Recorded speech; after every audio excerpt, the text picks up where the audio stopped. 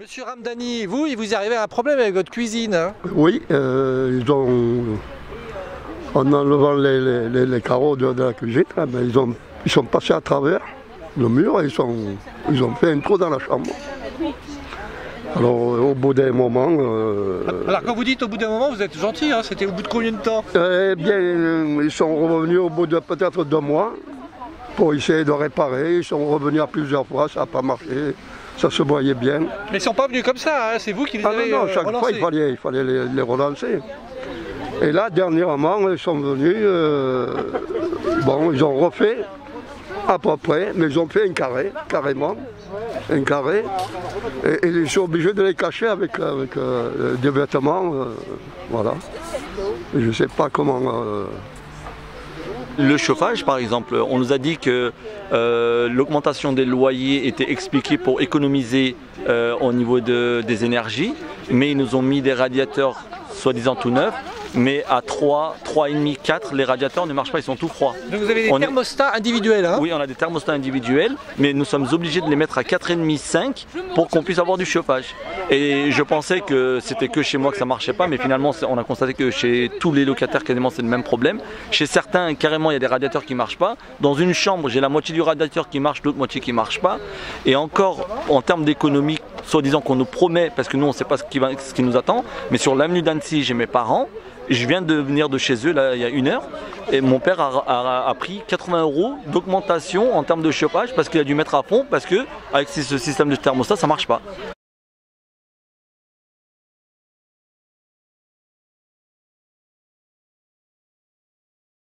Et de plus ce sont des radiateurs neufs. Moi j'ai eu des problèmes au niveau de la plomberie. J'ai eu un WC avec 3 pannes d'eau. 3 fuites d'eau magnifiques que j'ai réglées moi-même, à savoir que mon WC tient par une vis, l'autre la vis tient avec du Sikaflex, donc c'était pas mal. Le robinet, du lavabo est tellement petit que quand on se lave les mains, on s'arrache les ongles avec le trop-plein qui est métallique. On a aussi un autre problème, la paume de douche qu'ils nous ont mis ne laisse passer aucune pression. Coût de l'opération pour se rincer, c'est un calvaire. On n'en consomme pas du tout, mais on ne peut pas se laver. Donc je ne suis pas sûre que ça soit si bien que ça. C'est comme s'ils arrivaient dans un chantier. Alors il faut rappeler que les locataires sont là. Hein, oui, on est là, moi je suis là et des fois je me pose des questions, je me dis est-ce qu'ils se rendent compte qu'il y a quand même des personnes qui vivent dans ces appartements ou pas? En fait, ils sont venus faire les travaux et au moment de mettre en place les prises au mur, quoi, les prises murales, et ils n'ont pas averti, donc à un moment donné, il y a un tableau que j'ai acheté il y a pas longtemps avec du verre dessus, le tableau est tombé et à laisser des, comment ça s'appelle, à couper même le gars, l'ouvrier. Et la saignée, ça a fait du sang. J'étais étonné, donc j'ai fait une déclaration au niveau du FH pour que le tableau me soit remboursé. Ce tableau, c'est l'ouvrier qui l'a déclaré au niveau des femmes. Et le gars est venu me voir. Le gars du FH est venu me voir, a pris la photo du tableau, m'a dit de lui envoyer par WhatsApp. J'ai envoyé par WhatsApp, mais depuis Science Radio, je n'ai pas de retour depuis pour ce tableau-là. Et puis on a été obligé de recustomiser et de repayer des choses pour pouvoir vivre dans notre appartement qui était déjà aménagé. Ça, c'est le plus dur. Alors Valérie, pour qu'on comprenne bien, il faut insister, tout ça, c'était du matériel neuf. Hein. Oui, neuf. Et le comble, c'est que moi, j'ai refusé la cuisine quand j'ai vu comment se passaient les travaux. Je suis arrivée à obtenir gain de cause, j'ai été ravie. Un autre exemple, c'est pour avoir l'eau chaude. Nous constatons que pour avoir l'eau chaude, il y a des locataires chez où on est obligé de faire couler l'eau chaude pendant plusieurs minutes. Et certains disent même jusqu'à 6-7 minutes où l'eau chaude ne vient pas. Donc là, c'est de la consommation d'eau finalement. C'est la consommation d'eau froide, oui, finalement. Et après, on ne sait pas si elle est refacturée en eau chaude. Et en plus de ça, nous, dans les tours, comme par hasard, généralement, essentiellement, les week-ends, on a des coupures d'eau chaude. Ou dans la semaine, on a des coupures d'eau chaude inexpliquées, pas de message, pas de communication. On est obligé d'appeler l'astreinte, on ne sait pas quand est-ce qu'ils vont nous remettre l'eau chaude.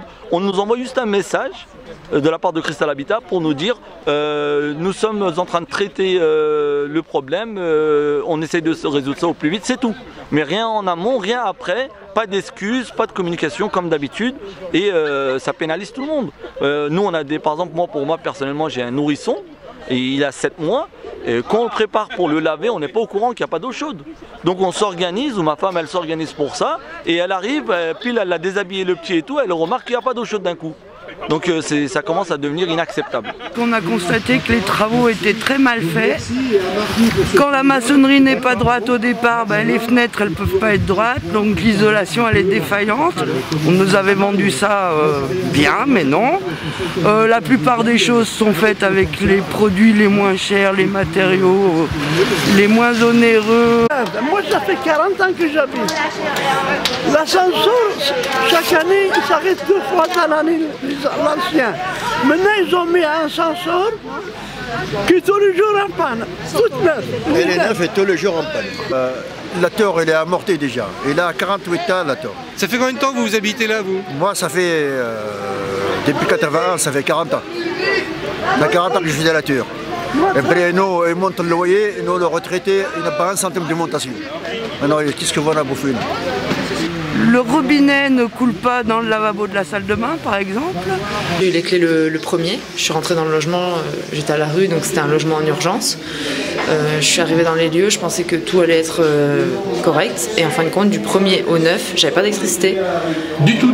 Non, aucun moyen d'avoir d'électricité. J'avais pas de compteur d'eau froide. Le compteur d'eau froide c'est mis le 9 aussi, le 9 février. Et depuis c'est coupure d'eau froide, coupure d'eau chaude. Le soir, on rentre du boulot, on est dans le froid, pas d'eau chaude, pas moyen de prendre une douche le soir, pas moyen de prendre une douche le matin avant d'aller au boulot.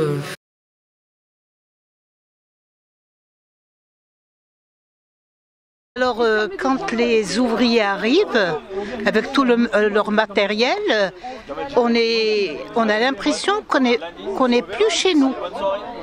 On n'est pas considéré. Et on est, à la limite, on est gêné d'être là. Et moi, ça me choque. Et en plus de ça, on nous annonce 30% de loyer en plus, alors que nous, on est là dans les tours, en se disant on va rester là, on est sûr, on pourra payer notre loyer jusqu'à la fin de nos jours. Mais apparemment non, maintenant ça va être bien.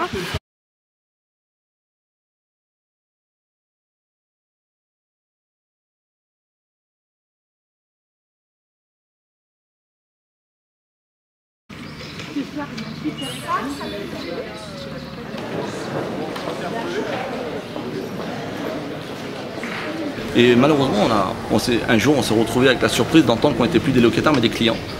Donc des termes qui changent, des situations qui changent.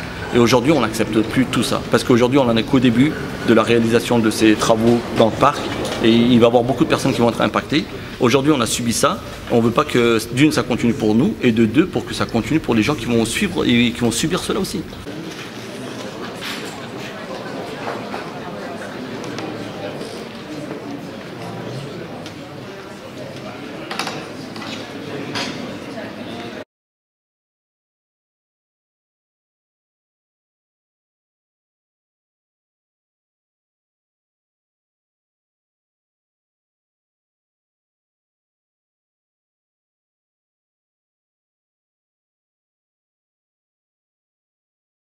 Notre première séance dédiée aux questions citoyennes adressée au conseil municipal.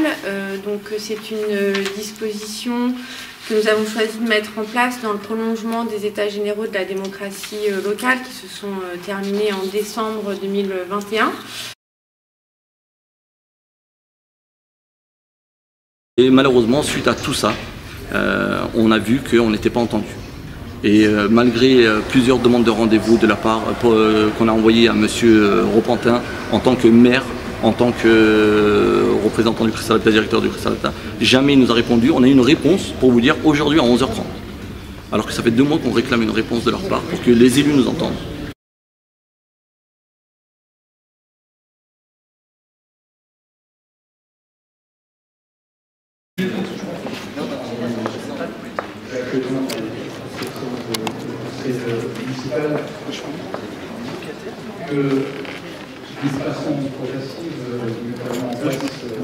Donc quand vous avez la santé des gens qui est mise en danger, ça je le souligne, c'est inacceptable. Parce qu'aujourd'hui, dans la tour, il y a beaucoup de personnes qui ont été face à des dangers. Et moi, personnellement. Et quand vous avez des personnes qui ouvrent à côté de leur porte de palier, ils ont un trou de 50 cm sur 50 cm et que vous avez un vide de 30 mètres, où il y a un animal qui peut tomber, un enfant qui peut tomber parce qu'ils ne sont pas au courant. Quand mon fils il me dit, papa, c'est normal que ça ne tient pas, alors qu'ils ont mis 2-3 vis à semblant et qu'il y a 20 mètres de vide, ils pouvaient passer à travers s'ils ne me l'avaient pas dit. On se dit, mais quelque part, on va où là? D'accord, on est dans du logement social, mais c'est pas pour ça qu'on doit nous sous-estimer. On est des humains. Mais je pense qu'on n'a pas à être maltraité. On doit être respecté comme tout le monde. Si ce style de travaux avait été réalisé dans du privé ou sur une frontière suisse ou quoi que ce soit avec une classe un peu plus bourgeoise, je vous promets que Eiffage aurait été viré sur le champ. Ils n'auront pas tenu plus de 48 heures. C'est pas possible.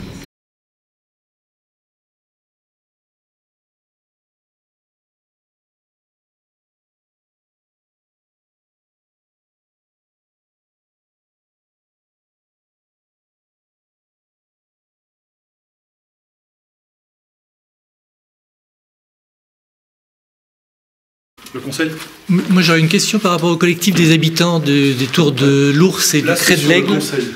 Oui, mais bon, ils vont être présents, c'est compliqué, vous leur répondez pas apparemment. Si, ils ont toujours eu les réponses. Bah non, c'est pour ça qu'on voudrait vous poser... C'est vous qui dites non, mais je peux vous assurer. Non, mais quand est-ce qu'on peut vous poser des questions justement par rapport à ça? Eh bien, vous les poserez après le conseil municipal. Ah bah non, c'est tard quand même, non? Comment ça se fait que c'est pas possible de répondre et aux habitants et à la TVNSN quand on vous appelle? On répond aux habitants, ils sont même reçus. Là, c'est une conférence de presse, quoi. Ils sont reçus.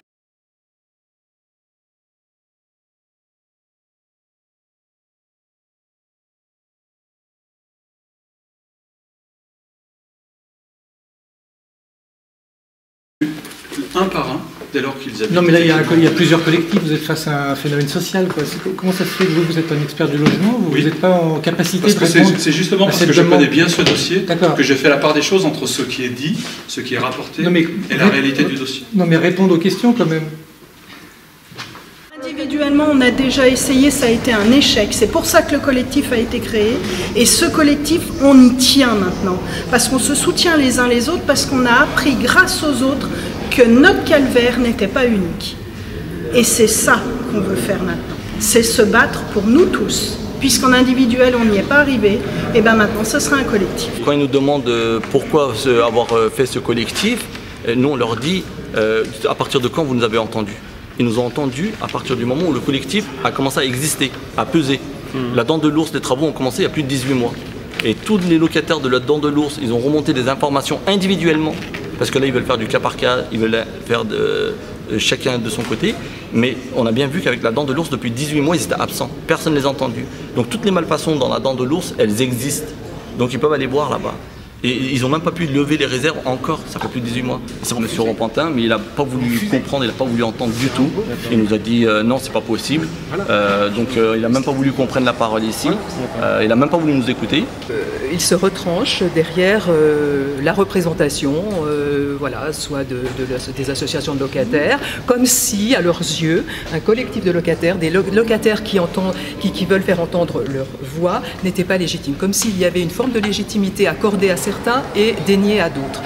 Et ce qui pose aussi, à mon sens, un problème majeur, c'est que le directeur de Cristal Habitat fait un discours extrêmement condescendant de sachant, voilà, et ce discours est exactement le même, repris grosso modo, c'est celui qu'on retrouve dans le mail d'aujourd'hui, hein, à savoir qu'ils font pour le mieux et pour le bien de tous, comme si, mais franchement, voilà, les gens qui disent il y a des choses qui ne vont pas étaient des menteurs ou en tout cas n'avaient aucune légitimité à faire entendre leur voix. Mais nous, ce que nous avons demandé, déjà il y a plus de 45 jours de cela, c'est qu'on voulait une réunion autour d'une table, tous, les locataires, Cristal Habitat, les élus, plus Eiffage, pour que tout le monde entende tout et qu'on remédie une fois pour de bon à tous les problèmes. Alors que là, on n'arrête pas de se lancer des balles à l'autre. Pourquoi? Parce que c'est l'autre qui est compétent, non, c'est l'autre qui est compétent, non, c'est l'autre entreprise, non, c'est les élus. Nous, on ne voulait pas ça. On voulait en parler une fois, voilà. On voulait pour une fois en discuter et terminer. Mettre les points sur les i avec tout le monde. Et comme ça, nous aussi, on sait où on va. Parce que quand vous avez des artisans qui vous mettent un planning et qui ne le respectent pas, et qu'à 8h30 du matin, vous avez la porte qui sonne un jour où vous ne savez même pas, et ils disent qu'on doit venir faire des travaux, c'est que le début, hein, ce que je vous dis. Et nous, justement, on voulait que ces gens, ils entendent. Mais aujourd'hui, malheureusement, on n'a pas été entendu. Comme les différentes fois. Malheureusement, on n'a pas été entendu. Et c'est après, ils nous demandent pourquoi ce collectif, pourquoi essayer de passer en force, pourquoi faire tout ça de bruit. On veut juste être entendu. Monsieur le maire, comment ça se fait que vous ne répondez pas aux habitants du Cré de l'Aigle? C'est par rapport aux rénovations catastrophiques qu'ils ont, aux problèmes catastrophiques qu'ils rencontrent. Comment ça se fait qu'un élu et un spécialiste du logement ne répond pas aux questions des habitants à ce point-là? Ça paraît incroyable. Et vous ne pouvez pas répondre aux questions de la TVNet citoyenne? Enfin, on est un média de Chambéry. Pour vous, c'est pas possible de répondre aux questions? Ni aux habitants, ni à la TVNet citoyenne? Vous avez parlé de la lettre de Thierry Repentin, là, que vous avez reçue aujourd'hui. Qu'est-ce qui vous répond, enfin par rapport à votre demande de rendez-vous, par exemple? C'est un grand courrier, un mail qui est très dense et malheureusement il fait que répéter ce qu'ils nous ont dit avant et comme quoi tout était géré, tout était entendu, que les Cristal Habitat allaient faire l'effort nécessaire. Eiffage, on leur avait demandé également de multiplier les équipes et de renforcer les équipes et qu'au niveau de l'organisation ça change, mais malheureusement... Mais est-ce qu'ils vous donnent un rendez-vous? Ah non, de toute façon on n'avait pas de réponse depuis plus de 2 mois et comme par hasard, juste avant aujourd'hui le conseil, on a un mail à 11h30. Donc Eiffage, au jour d'aujourd'hui, Eiffage nous dit à tout le monde en disant que le boulot est fait correctement. Le boulot il est fait correctement, je vous dis ça. Et ce n'est pas vrai. Ce n'est pas vrai. Et ce qu'ils nous annoncent, le pire, c'est le tour d'ours. La tour de l'ours, c'est une horreur. Voilà, mais ça c'est une horreur. Et aujourd'hui, c'est seulement après que ce collectif s'est formé que messieurs ont commencé à nous entendre. Seulement, je dis bien entendre parce qu'il n'y a pas la réponse derrière. Mais pas écouter. Et les élus qui sont membres du conseil d'administration ont été désignés par les exécutifs et de Grand Chambéry et de Chambéry. Donc, ils représentent aussi, je vais dire, l'ensemble des citoyens. Donc il est totalement inadmissible qu'ils s'enferment dans finalement un rôle de conseil d'administration coupé de leur fonction d'élu et de ce que ça suppose comme de compte à rendre à l'ensemble des citoyens. Claudine Dubois, pour la CNL Chambéry-Le-Haut. Alors la CNL, elle siège à Cristal Habitat et elle a refusé les augmentations comme elle le fait en général. Hein. Mais particulièrement sur ce qui se passe à Chambéry-Le-Haut, vous, CNL des Hauts de Chambéry-Le-Haut, qu'est-ce que vous avez comme vision ou comme position par rapport à ce mouvement du collectif et à ces travaux? La CNL Haute-Chambéry, qui est une amicale, c'est une amicale de quartier, comporte des membres dans le collectif. J'ai été invitée aux réunions du collectif il y a quelques semaines et il est évident que l'amicale CNL des Hauts-de-Chambéry soutient l'action et la parole des locataires et leurs actions pour être entendues. Et en tant que collectif, on est en appui. Mais il y avait une réunion le 27-28 avril où, semble-t-il, ils vous ont convié puis vous avez refusé d'y aller. C'était pas une réunion, c'était une convocation. Encore ce jour du 27 et 28, on avait demandé cette réunion. Donc c'était le collectif qui avait demandé cette réunion à rencontrer, je répète, les élus, Cristal Habitat et Eiffage avec le collectif. Malheureusement, quand nous sommes arrivés lors de la réunion, on nous a dit que tout le monde devait rentrer un par un en tant que locataire, signé, que tout le monde devait donner son nom, tout le monde devait donner sa signature et qu'après ça on pouvait rentrer parce qu'il y avait un ordre du jour qui était déjà défini. Et nous on n'a pas accepté cela. On s'est dit mais c'est nous le collectif qui avons demandé cette réunion. On nous dit que vous allez faire tout ce que vous pouvez pour faire cette réunion. Donc ça a mis plus de 40 jours pour nous donner une date, plus de 40 jours pour avoir la date. Et cette date elle a été donnée juste 3 jours après, si je ne me trompe pas, que nous sommes allés dans les bureaux du Cristal. Donc nous sommes restés plus de 30 minutes. Il y a eu une responsable qui nous a accueillis et qui nous a dit qu'elle allait faire son maximum pour débloquer une réunion. C'est seulement après ça. Si on ne s'était pas pointé dans les locaux de Cristal Habitat à la fermeture, on n'était toujours pas entendu.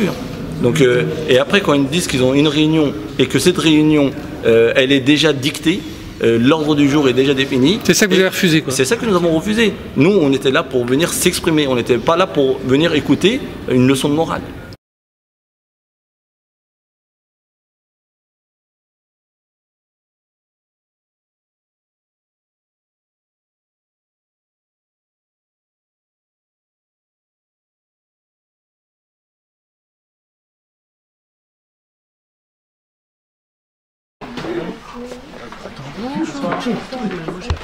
N'hésitez pas.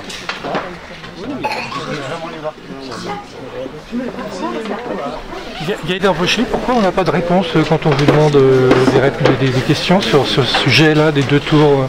Comment se fait-il qu'on n'a pas de réponse de votre part depuis des jours et des jours? Ça va être une réunion avec les locataires de la tour du Cré de l'Aigle. D'accord. Et donc on va avoir une réunion avec les locataires de la tour du Cré de l'Aigle. Et par rapport à la presse, une demande de journalisme pour, je vous remercie. Pour savoir ce qui se passe dans cette tour. Les élus, ils vont nous répondre quand alors? Bon, allez-y madame. Donc vous vous engagez à prendre des rendez-vous avec la presse, avec la TVNet citoyenne, parce qu'on n'a pas de réponse de votre part. Il n'y a pas de difficulté, monsieur Berardi, si vous souhaitez des informations sur... on n'arrête pas de vous envoyer des mails, donc on n'a pas de réponse. Je n'ai pas eu de mail de votre part, sinon je vous aurais répondu.